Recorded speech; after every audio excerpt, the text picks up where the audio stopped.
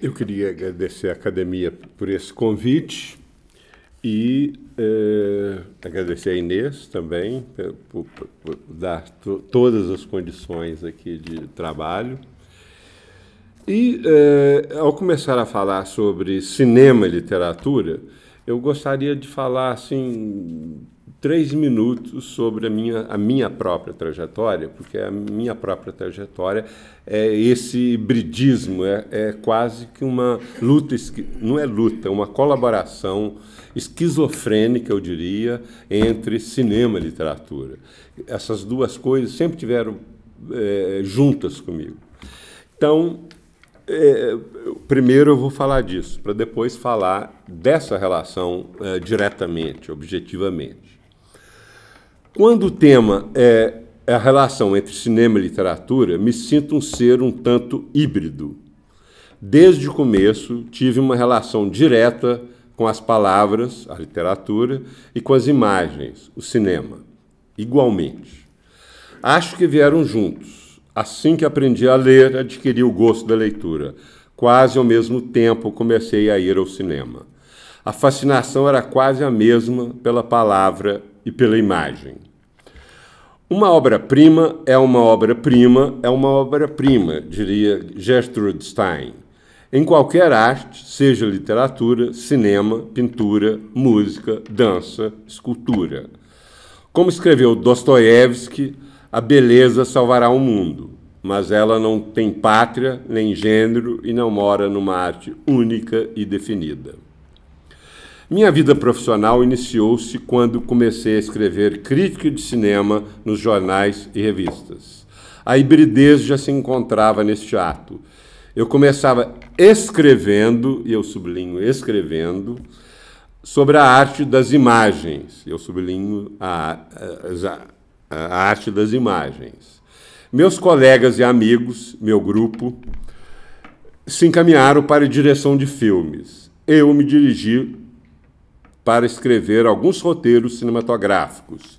Idolatrada, um longa-metragem dirigido por Paulo Augusto Gomes. João Rosa, Idolatrada, é um longa-metragem sobre poetas mineiros falhados e não falhados. João Rosa, que é um documentário sobre Guimarães Rosa, e Horizonte de JK, que é um outro curta que eu escrevi o roteiro. Mais uma vez, o que é um roteiro cinematográfico se não escrever com palavras as imagens e as palavras que comporão um filme? Gradualmente passei a escrever e traduzir sobre alguns escritores e poetas em jornais e revistas. Pouco depois, estava traduzindo e publicando livros de e sobre William Blake e David Herbert Lawrence. Tudo que vive é sagrado, que são poemas de David Herbert Lawrence e William Blake, é uma coletânea desses dois poetas que eu achei que tinham uma relação e que esse nome, Tudo que Vive é Sagrado, descrevia um tanto, que é um verso do William Blake, mas descrevia a coletânea, vamos dizer assim. Canções da Inocência e da Experiência, que são 2 livros juntos do William Blake, e o livro Luminoso da Vida. Estes são ensaios do David Herbert Lawrence sobre literatura, sobre autores, sobre Thomas Mann, por exemplo, sobre Nathaniel Hawthorne, sobre vários escritores. Depois me embrenhei num doutorado, e não por acaso, na Faculdade de Letras da UFMG, para tentar mostrar que um cineasta, Jean-Luc Godard, fizera literatura concomitantemente e no interior de seus próprios filmes, e não nos muitos livros que publicou. Continuei este caminho. Publiquei mais sobre a relação Godard, cinema e literatura. Existe um livro meu com este nome e um outro, Godard e Educação, que eu organizei. E ainda um outro, Godard Inteiro ou O Mundo em Pedaços. livro de uma mostra sobre o autor, acontecida no Brasil no ano passado, no qual analisei um filme deste diretor, de Godard, né? Meeting W.A. W.A. é o Woody Allen, que, aliás, teve, ou até continua tendo, um filme em exibição, o último dele, em Belo Horizonte, né? No final de 2015, lancei meu primeiro romance, A Explosão e o Suspiro, ou Um Corpo que Cai. O subtítulo aponta para o cinema na literatura. Em seguida, devido a diferentes convites para pronunciar palestras e ou publicar textos, comecei um trabalho sobre algo que suspeitava, mas que só então começou a ficar claro, ao exatamente fazer pesquisas, falar e escrever sobre estes dois fenômenos, cinema e literatura. Passei a ter a percepção que o cinema moderno, em geral, tinha uma relação privilegiada e definitiva com a literatura. E aí podemos incluir uma quantidade enorme de autores. David Wark Griffith, que, segundo ele próprio, inventou um dos recursos mais importantes do cinema, a montagem paralela, lendo Charles Dickens, romancista inglês. Este mesmo Griffith, que escreveu uma frase reveladora sobre esta relação. Abre aspas. Escrevemos romances com as imagens. Não é diferente. André Malraux, Jean-Luc Godard, Antonioni, que tem a presença constante do escritor Cesare Pavese no seu cinema, embora ele tenha adaptado somente uma de suas novelas. Luchino Visconti e suas adaptações da linguagem poética da ópera, a ópera já sendo uma reunião de várias artes. A ópera reúne música, poesia, teatro, enfim, né?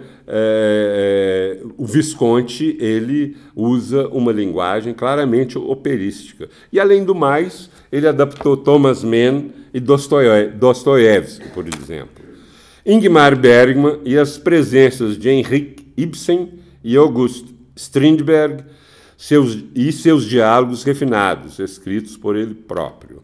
Glauber Rocha, Nelson Pereira dos Santos, quase todo cinema novo, Jim Jarmusch, Terence Malick, etc., etc.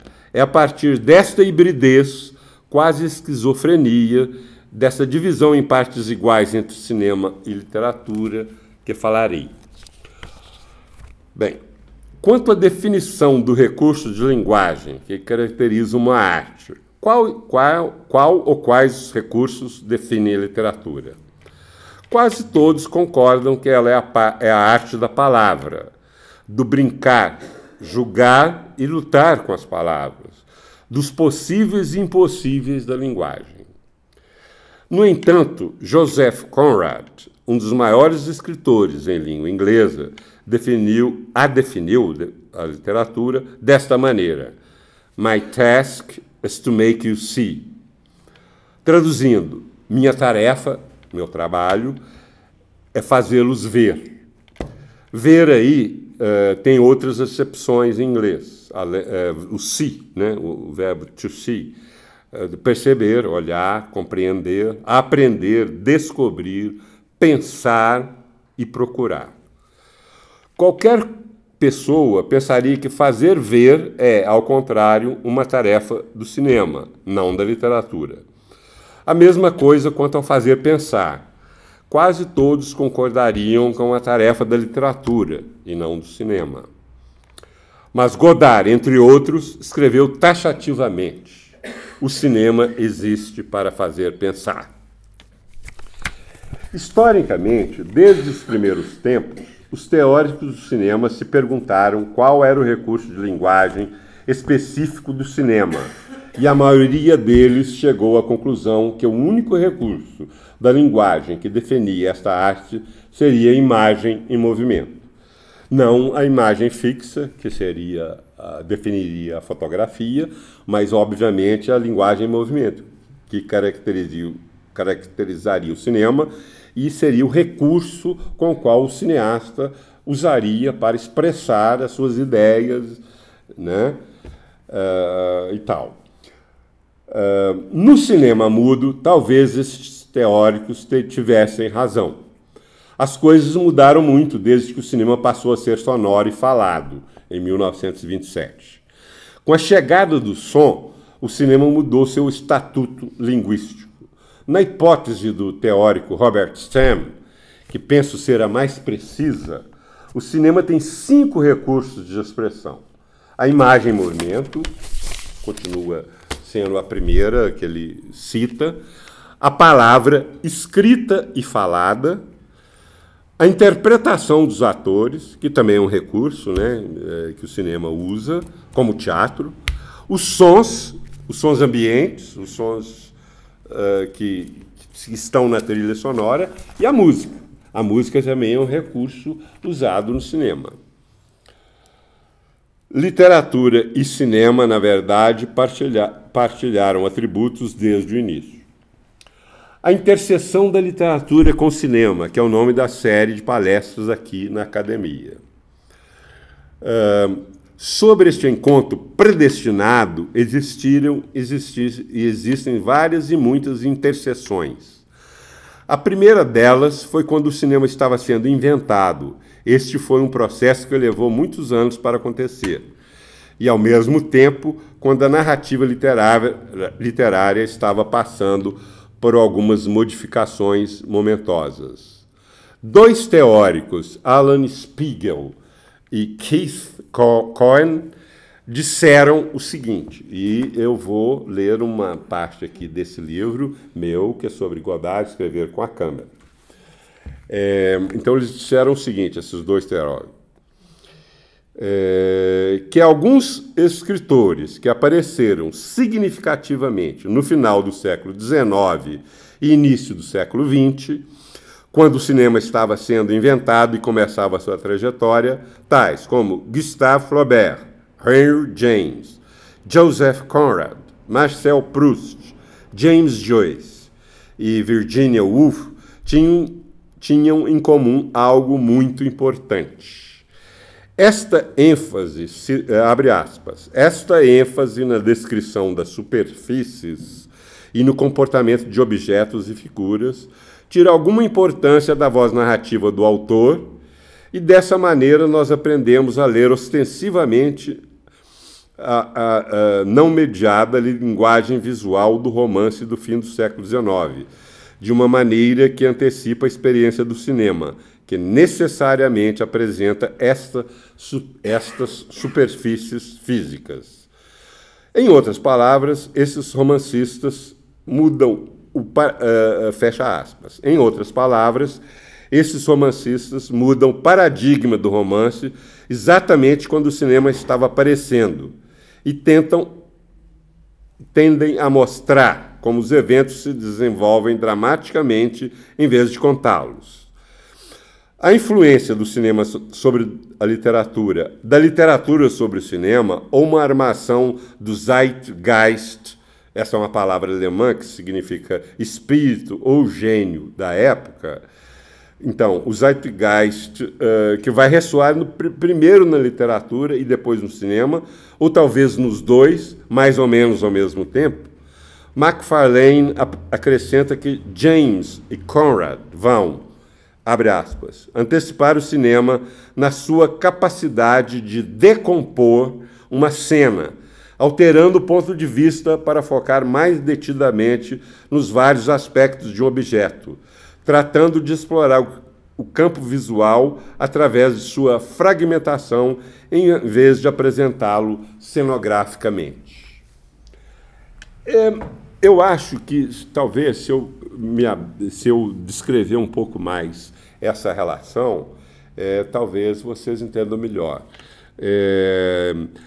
Em Balzac, por exemplo, num romance clássico, quando se trata da relação de um personagem com um ambiente, com um quarto que ele está, ou com a casa, ou com a cidade que ele mora, geralmente o autor ele descrevia primeiro a casa, talvez, o quarto que ele está, talvez descrevesse a cidade, só para depois ele começar a falar do personagem, ou ligar esse personagem com o ambiente dele. O romancista, esses romancistas que eu citei e que começam a escrever, ou já estão escrevendo no final do século XIX e início do século XX, eles encaram isso de uma maneira diferente. Eles não descrevem, a tentativa deles não é descrever isso, esse decor, descrever essa relação, é mostrar dramaticamente, muitas vezes através de um olhar. E aí a gente vai ver que o olhar do personagem vai ter uma importância para esse narrador. Ele vai usar, embora descrevendo,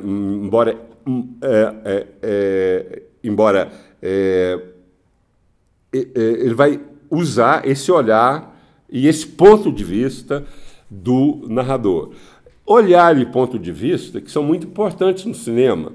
O olhar, ele também, certamente, no cinema, muitas vezes a narrativa tem a ver com o olhar do personagem. Muitas vezes mostra-se um personagem, o olhar dele e o plano seguinte, ou os planos seguintes, são o que ele está vendo, por exemplo. E para fazer uma diferença, inclusive, nesse próprio livro, eu lembro da diferença da narrativa moderna, tanto no cinema quanto na literatura, com a narrativa clássica. Hitchcock, por exemplo, que é um cineasta moderno, eminentemente moderno, ele, no Homem Errado, ele não só fez o filme dessa maneira, como ele até descreve e discute com Truffaut no livro dele. Ele vai mostrar um personagem sendo preso e levado para a delegacia de polícia. O que faria um cineasta clássico? Ia descrever, ia mostrar o personagem, depois ia mostrar a delegacia de polícia, propriamente, os policiais, o processo que ele ia passar para ser preso, depois o caminho que ele ia seguir até a prisão, até o lugar que ele está preso. Hitchcock não faz isso. Ele filma os pés do personagem. E, através dos pés do personagem, ele vai mostrando, ele entrando na delegacia, passa por policiais, passa por outros presos, talvez, e até chegar na prisão, até chegar na cela que ele vai. E o Hitchcock justifica isso da seguinte maneira. Eu não fiz um plano geral que descrevesse a delegacia, porque não era necessário. Esse plano ia ser necessário, talvez, num outro momento. Para que gastar uma imagem que não é importante nesse momento? É a diferença entre esse que eu estou tentando mostrar para vocês, entre descrever e mostrar. Né? Mostrar sendo a palavra operativa para essa literatura moderna e para o cinema moderno também. Como puderam ouvir, alguns teóricos acreditam que houve uma armação do Zeitgeist, a palavra alemã, né, que é espírito ou gênio da época, no final do século XIX, que fez com que surgissem duas possibilidades na narrativa, nessas duas artes, onde o importante era mostrar como os eventos se desenvolviam dramaticamente e não descrever como eles se davam, como os romancistas o faziam em geral até ali. O olhar e o ponto de vista, sempre mutantes, passam a ser fundamentais nas duas artes. É como se entre o que é mostrado e o leitor ou o espectador, tanto o escritor como o cineasta evitassem ao máximo se interpor. Ítalo Calvino, o grande escritor italiano Ítalo Calvino, vai perguntar-se o que aproxima a narrativa literária da narrativa cinematográfica. E vai responder que abre aspas, é a urdidura particular de imagens narrativas que, mesmo antes da literatura e o romance existirem, era próprio da tradição oral, mito, fábula, conto folclórico, canção épica, lendas dos santos e dos mártires, contos eróticos, etc. O cinema tem sua origem, em parte, na arte do contador de histórias e, em parte, na literatura popular do século XIX. Romance de aventuras, romance gótico, romance policial, romance de amor, romance policial, no qual as séries sucessivas de imagens, e eu sublinho imagens, têm uma relação com a maneira de escrever. Então, imagens têm relação com a maneira de escrever e com a tradição oral, segundo Calvino, que vai alimentar e vai fazer tanto o romance quanto o cinema. E logo em seguida, é lógico, com a maneira de mostrar do cinema.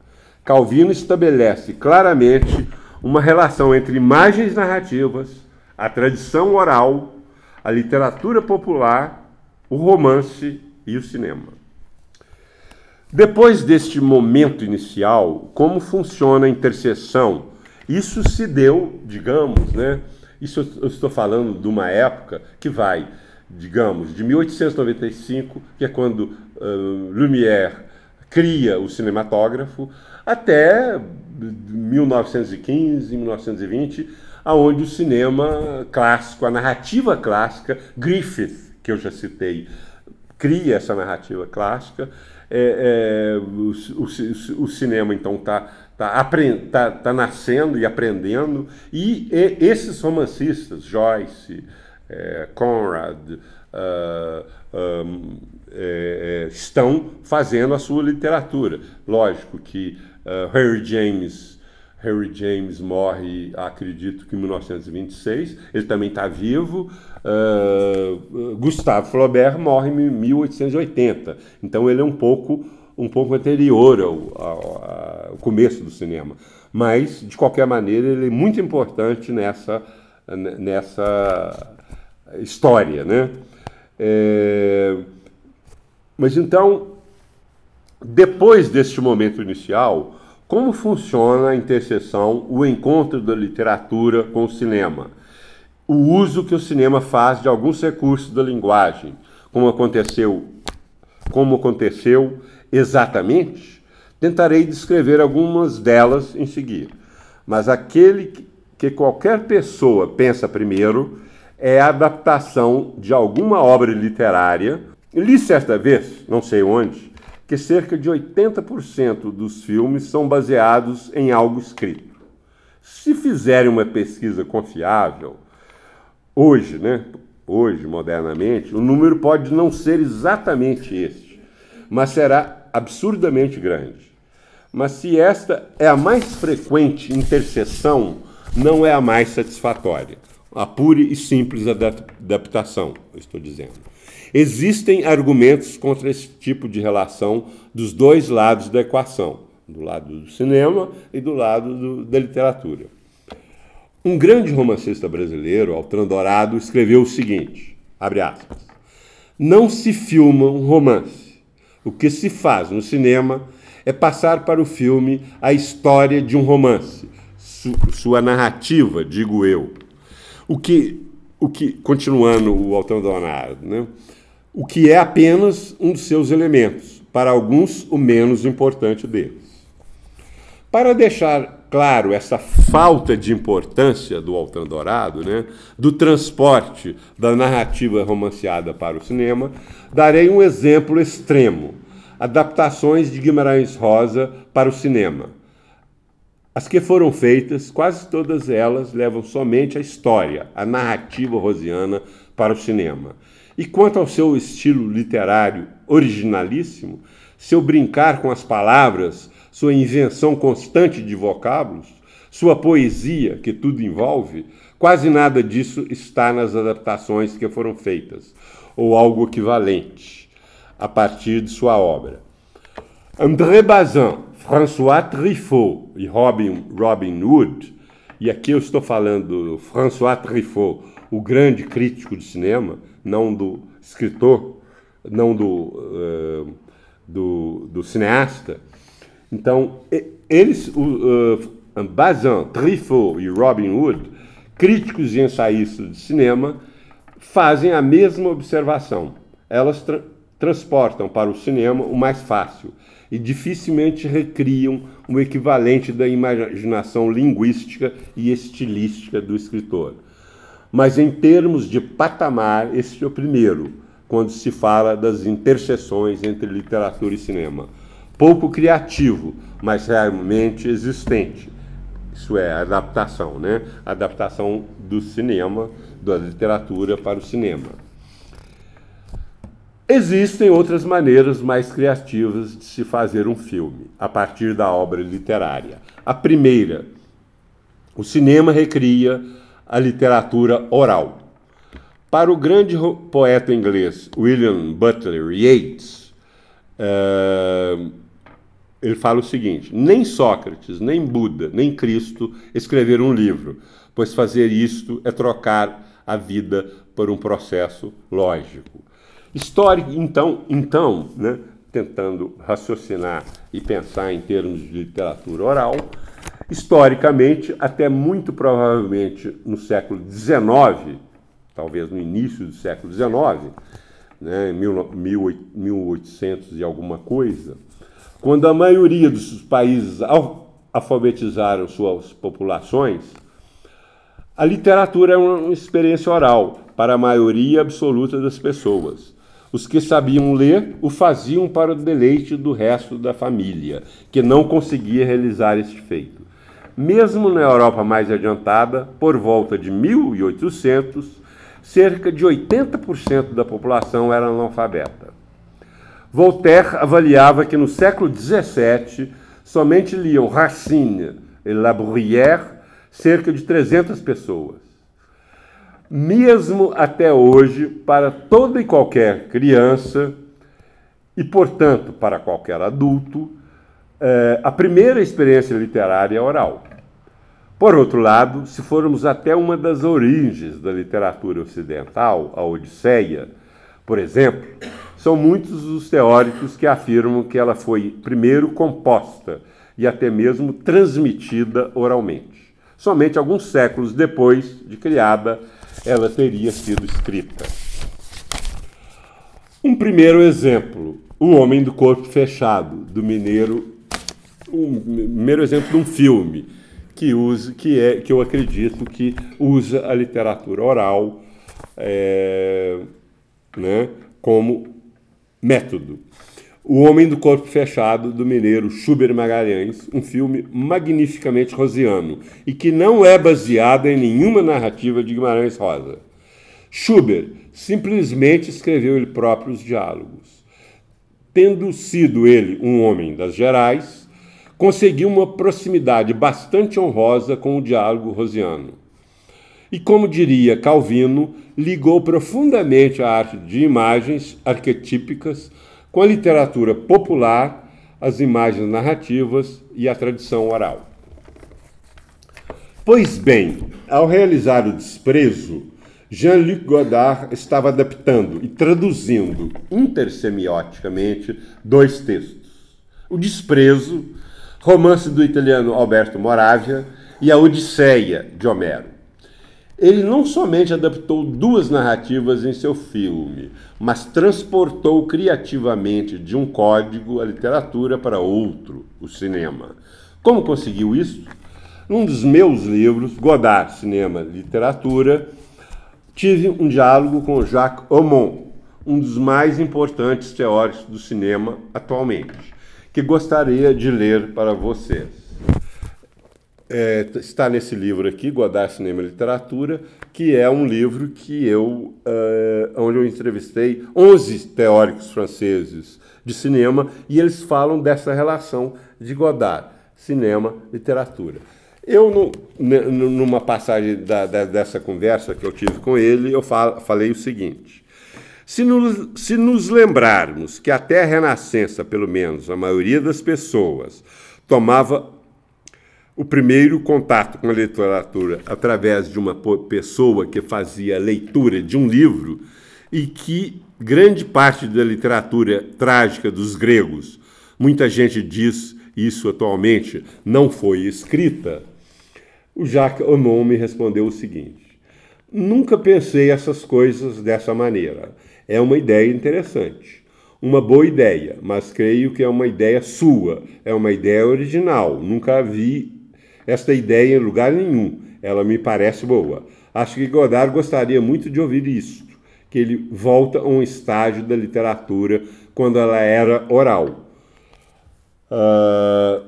Nunca pensei isso, mas me parece bom. A ideia me surpreende, mas me parece justa, pois ele escreve o texto, mas esse texto escrito não o lemos, mas o ouvimos nos seus filmes.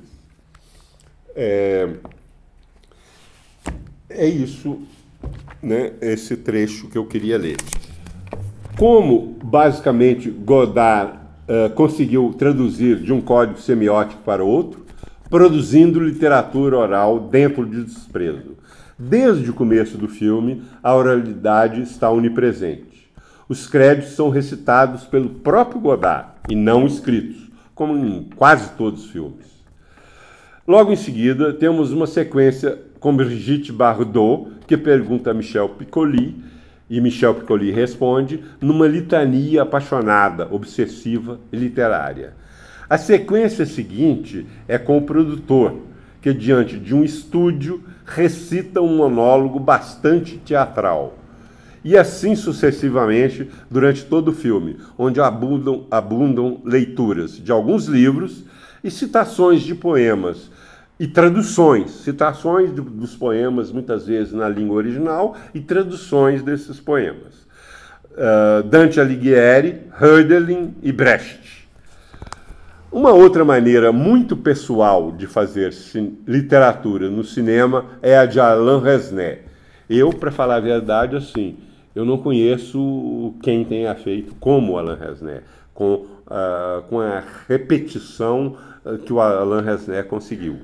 Que um romancista ou um poeta escreve um roteiro original com diálogos e textos em off, geralmente elegíacos e líricos, em colaboração com o diretor.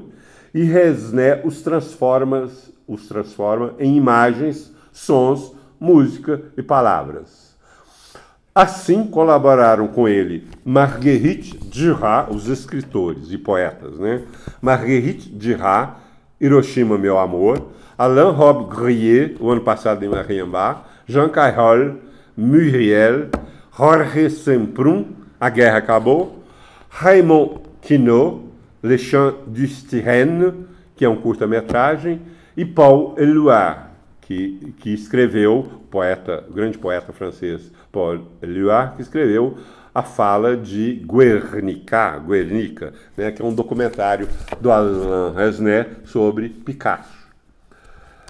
Mas existe um filme brasileiro onde o diretor fez magnífica literatura no interior mesmo da sua obra. Trata-se de Deus e o Diabo na Terra do Sol, de Glauber Rocha. A propósito, gostaria de ler um trecho do ensaio que publiquei sobre este filme.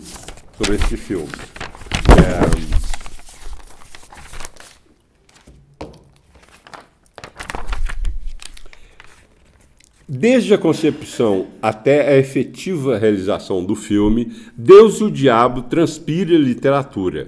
Em todas as sequências, em todos os planos, todas as cenas, todos os detalhes. A começar pelos diálogos, que são uma verdadeira partitura verbal, com a fala cadenciada, ritmada quase no metrônomo, de todos os seus personagens e com a música das palavras tudo comandando. Podemos falar de uma dicção abertamente poética, e que foi reconhecida como tal por quase todos que escreveram ou prestaram depoimento sobre o filme. Walter Lima Jr., o assistente de direção, né, diz que, abre aspas, a linguagem majestosa e misteriosa que o filme tem é Guimarães Rosa. A leitura do Glauber naquele momento que ele estava fazendo o filme, né, era Guimarães Rosa. Eu acho que O Grande Sertão está na raiz de Deus e o Diabo. Ele é muitas vezes o nutriente mais rico de Deus e o Diabo. Fecha aspas. Aos 17 anos, Glauber escrevera um artigo sobre Rosa num jornal da Bahia. 20 anos depois, em Ribeirão Suarana, romance que ele escreveu perto de morrer e publicou na Record, todo o início é sobre o autor mineiro. Rosa é personagem do livro. Quanto a Deus e o Diabo, todos concordam. Seu universo é o de Grande Sertão. João Batista Santiago, num livro precioso, Mundanos Fabulistas, Guimarães Rosa e Nietzsche, escreveu algo sobre Rosa que de direito poderia ser dito sobre Deus e o Diabo, com toda justeza. O João Santiago diz que, né, Rosa, e eu estendo isso para Glauber, cantou o português brasileiro das populações incultas. É uma descrição precisa do filme e do romance. Mesmo porque, em Deus e o Diabo, o português brasileiro das populações incultas está cantado literalmente, além de nos diálogos, que são cantados como verdadeiras partituras, a várias vozes, nas belíssimas letras, escritas também por Glauber, das canções que Sérgio Ricardo musicou.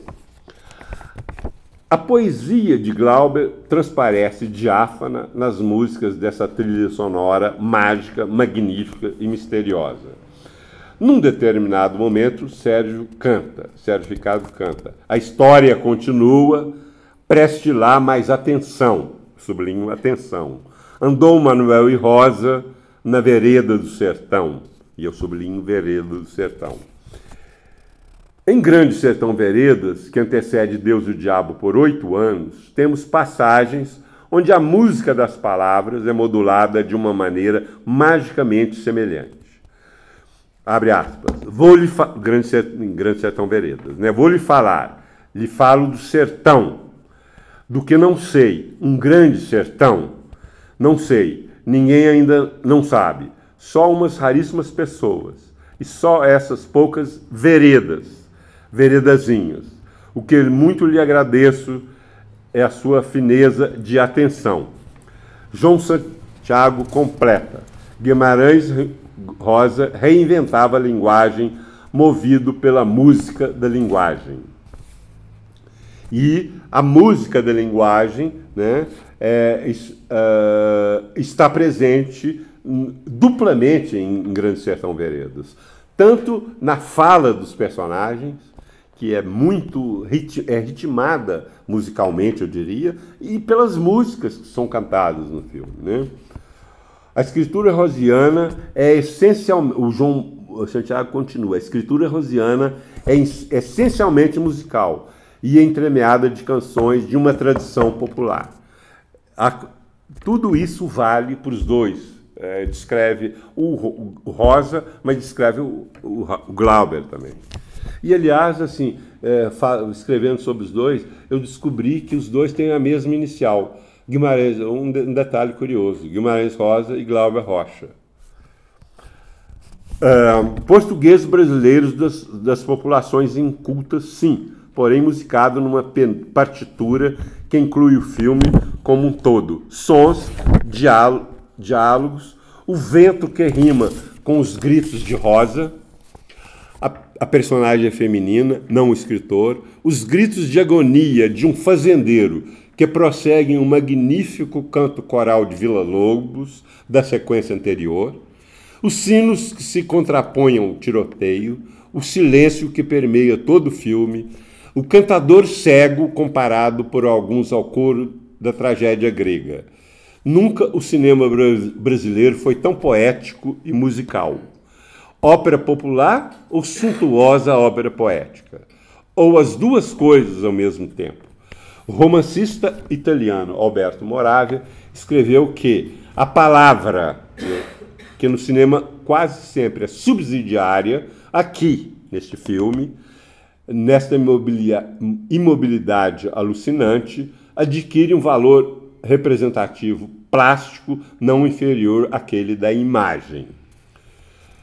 Quanto ao diabo do título, como disse Glauber num debate, o diabo no título é Corisco, o personagem do cangaceiro, né? Então ele diz, o Glauber diz o seguinte: Corisco é um fogo de artifício que a gente solta e sai rodando. Ele se chama Corisco porque ninguém acertava nele, andava rodando mesmo. Tá, fecha aspas. Isso não faz lembrar as muitas e várias modulações de uma frase, quase uma imagem de Grande Sertão, central para a significação do livro, o diabo na rua, no meio do redemoinho? Na etimologia de redemoinho está roda, né? O rodando aí do Glauber, né? A propósito do Corisco. Nos ensina o Aurélio. Já o Caldas Aulete fala do movimento de rotação ou espiral. A imagem cinematográfica do diabo Corisco não é exatamente isso?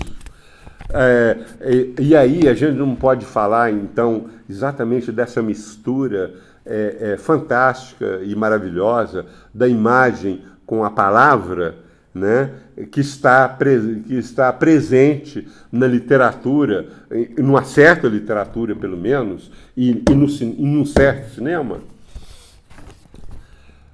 Na segunda vez em que aparece no filme, o Beato Sebastião está fazendo uma pregação para seus fiéis. Manuel e Rosa ouvem atentamente. Abre aspas. Agora eu digo, do outro lado de lá deste Monte Santo, existe uma terra onde tudo é verde. Os cavalos comendo flores e os meninos bebendo leite nas águas do rio. Os homens comem pão feito de pedra, e poeira da terra vira farinha. Tem água e comida. Fecha aspas. Esta verdadeira prosa poética, escandida quase no metrônomo, lembra outro trecho de Guimarães, de Grande Sertão Veredas. Abre aspas. Pois os próprios antigos não sabiam que um dia virá, quando a gente pode permanecer deitada em rede ou cama, e as enxadas saindo sozinhas para capinar roça, e as foices para colherem por si, e o carro indo por sua lei buscar a colheita, e tudo que não é homem é sua, dele, obediência? Isso não pensei, mas meu coração pensava. Eu não era o do certo, eu era o da sina. Mesma esperança, fecha aspas, mesma esperança milenarista e apocalíptica. Prosas poéticas singularmente próximas nos dois casos. O próprio Glauber, num debate, afirmou, abre aspas, a linguagem literária do filme é uma linguagem literária fundamentada numa tradição literária própria do Nordeste, porque toda a imagem literária do filme, toda a forma de falar e todas as palavras que são aplicadas, às vezes em tom poético, pertencem a uma tradição literária do Nordeste. E isso é encontrado desde Euclides da Cunha até José Lins do Rego, até Guimarães Rosa. Fecha aspas. Assim são Deus e o Diabo na Terra do Sol e Grande Sertão Veredas, romance e filme. A partir deste filme, falou-se da presença de variados autores e fenômenos literários, além dos já citados. Vários críticos e ensaístas em livros, em críticas, aproximaram o Deus e o Diabo de, por exemplo, Brecht, Shakespeare, Jean-Paul Sartre, O Diabo e o Bom Deus, por exemplo, Jorge Amado, Ariano Suassuna, a literatura de cordel, a chanson de geste medieval, a tragédia grega e a retórica operística. Glauber, então, pratica um tipo especial de intertextualidade. Não cita diretamente com as palavras exatas dos autores que usa, mas se nutre e se inspira na linguagem majestosa e misteriosa desses escritores, para, por sua vez, produziram uma linguagem musical, operística, cadenciada, sinfônica, literária e poética, escrita e descrita em imagens que finamente caracterizaram para sempre Deus, o Diabo na Terra do Sol.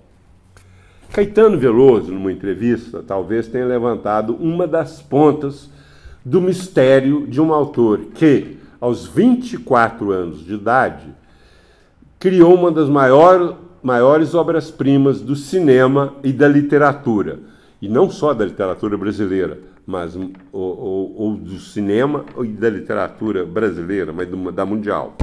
Diz Caetano: eu sinto em Glauber Rocha, ele não tinha uma vocação para cineasta. A inspiração tradicional dele, talvez, fosse mais para a literatura. Eu tenho a impressão que a coisa dele era literária, e ele foi para o cinema porque queria mais. E o cinema parece ser a coisa assim atual. Usando a intuição de Caetano, talvez pudéssemos dizer que Glauber chegou ao cinema porque descobriu que, nesta arte, podia realmente fazer mais, além do próprio cinema. Música, balé, ópera, poesia, numa palavra, literatura. E ele fez tudo isso no filme dele. Todo o cinema dele tem, logicamente, tem balé, os personagens, eles muitas vezes dançam, tem música, eu já descrevi para vocês, tem poesia, enfim. Glauber Rocha, talvez, quis fazer literatura, sim, mas ele fez no cinema. E fez, além de literatura, ele fez cinema e fez mais ainda do que isso. Né? Bem, a maneira mais direta de fazer literatura no interior de um filme é usando as próprias palavras escritas, em muros, quadros negros, cadernos, ou então usando frases e textos filmados em pôsteres, propagandas, trechos de jornais, revistas e livros. Ou então, palavras escritas no próprio suporte fílmico, o celuloide, que foi o suporte fílmico até alguns anos atrás. Né? E primeiro e depois no suporte digital, que é usado atualmente. Desta maneira, o brincar e o brigar com as palavras escritas passa a ser, ao mesmo tempo, um jogo cinematográfico e literário. Os exemplos desses usos na obra de Godard são legião. Como escreveu Marie-Claire Hoppart-Villemier, ele foi procurar uma linguagem cinematográfica que seja o equivalente literário, o equivalente cinematográfico da criação literária. Ou, como resumiu Jean Duché, ele não procura uma equivalência a uma ideia literária. Filma-se a ideia literária. Como? Enquadrando diretamente as palavras nos anúncios luminosos, nos pôsteres espalhados pelas cidades, nas palavras escritas nos muros, em todos os seus filmes. Palavras e frases, né, eu diria. Em Pierrot le Fou, num episódio onde os personagens interpretam a palavra A Guerra do Vietnã para marinheiros americanos, o filme é de 1965, ele enquadra SS quando ele filma Esso, que é um posto de gasolina, né? Um distribuidor de gasolina americano, né? Então, o que ele quer dizer com isso? Com esse jogo, ao filmar SS, a polícia política do nazismo, na palavra Esso. Empresa privada americana igual a extermínio, igual a nazismo, isso durante a Guerra do Vietnã, isso fazia muito sentido, pelo menos para Godard. No mesmo filme, o personagem escreve o nome da amada num caderno, Marianne, né? Ele escreve Marianne no caderno. Continuando, extrai 5 palavras e um poema deste nome. Ariane, mère, Ariane é o nome de uma figura mítica grega, né? Mer é mar, âme é alma, amer é amargo e a arma é arma.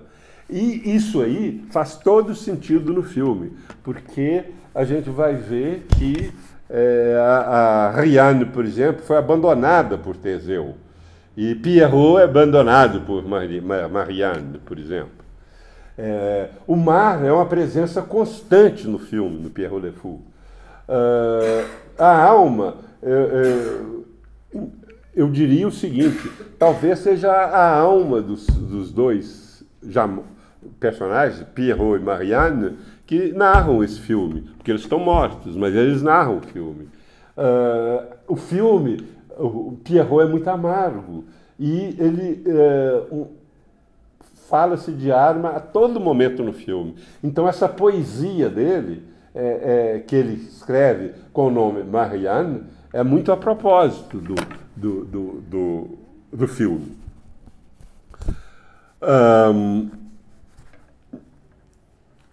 Então, com os recursos do cinema, enquadramento, posição de câmera, cores, montagem e atores, ele filma anagramas, brincando com as palavras, testando os possíveis e os impossíveis da linguagem. Existem melhores definições da poesia ou da literatura? Um outro exemplo. Em Adeus à Linguagem, um personagem, enquanto folheia um livro, fala para outro. Existe a ideia, uma metáfora da realidade. Olhe, param de folhear o livro e dirigem seus olhares para algo fora do quadro. O personagem continua dizendo, uma criança que joga dados. Fecha aspas. No plano seguinte, vemos um menino e uma menina jogando dados. Ressoa aqui, sem ser citado explicitamente, o verso um lance de dados jamais abolirá o acaso, de Stéphane Mallarmé. Um verso se transforma numa imagem. Como sempre em Godard, filosofia, literatura e o cinema se completam para produzir uma imagem.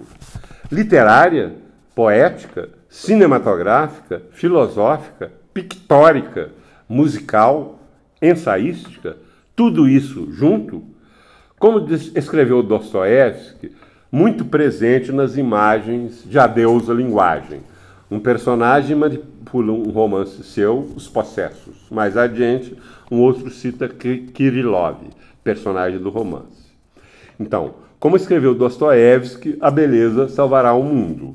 Ou como interpretou Tzvetan Todorov, e isso vale para a última obra de Godard, há 2 ou 3 séculos, uma verdadeira revolução ocorreu na Europa. A referência ao mundo divino encarnado pela religião começou a dar lugar a valores puramente humanos. Ainda temos de lidar com um absoluto ou com um sagrado, mas ambos deixaram o céu e desceram a terra. Entre as poucas... Fecha aspas, dessa citação do Todorov.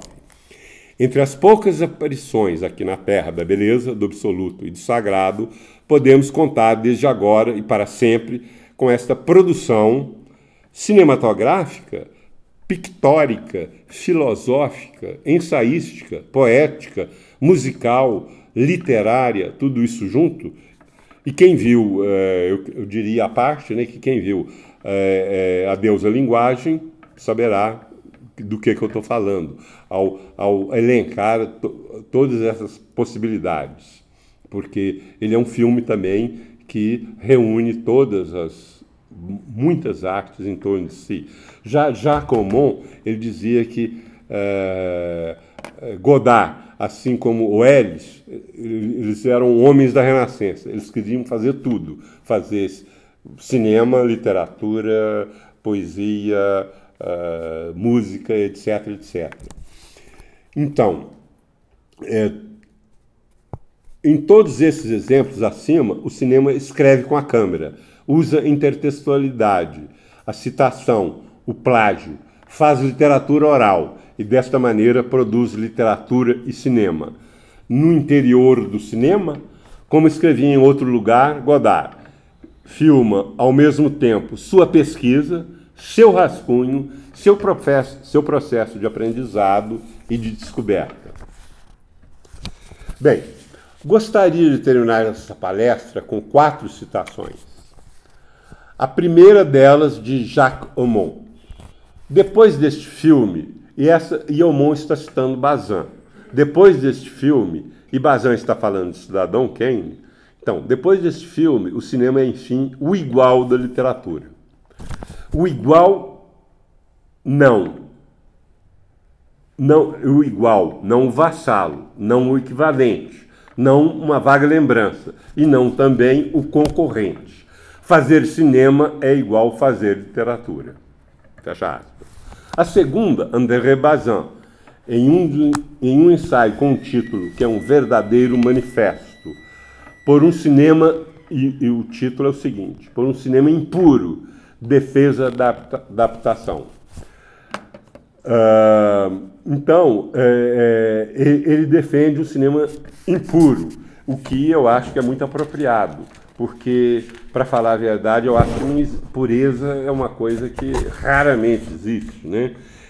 Tudo é misturado, a literatura, o romance é a mistura de tragédia, da tragédia grega, com a epopeia, com narrações de viagens, com a Bíblia, é a mistura de tudo isso, assim como o cinema é uma mistura de todas as artes, claramente, né? Então, esse título é programático do Bazin, por um cinema impuro, defesa da adaptação. Ele diz o seguinte, abre aspas, virá talvez o tempo dos ressurgimentos, isto é, de um cinema de novo independente, do romance e do teatro. E a frase definitiva dele é o seguinte, talvez, porém, porque os romances serão escritos diretamente em filmes. Fecha aspas. Exatamente, sem nos darmos conta, mas André Bazin, como sempre, o percebeu muito antes do que qualquer outro, os romances já estavam e estão sendo escritos diretamente nos filmes, com a câmera.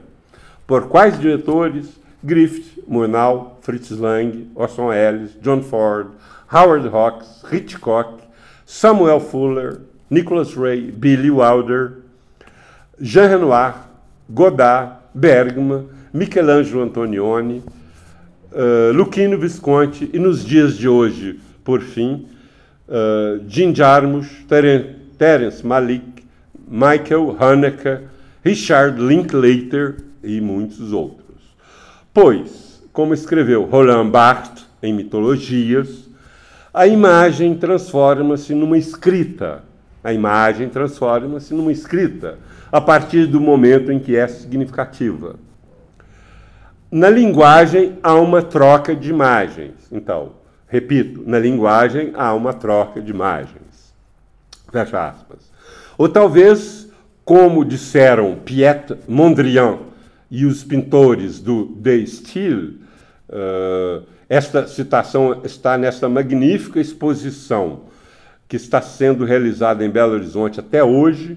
Então, eles disseram o seguinte, os artistas do De Stijl queriam abolir, talvez, a distinção entre a imagem e a linguagem. Obrigado.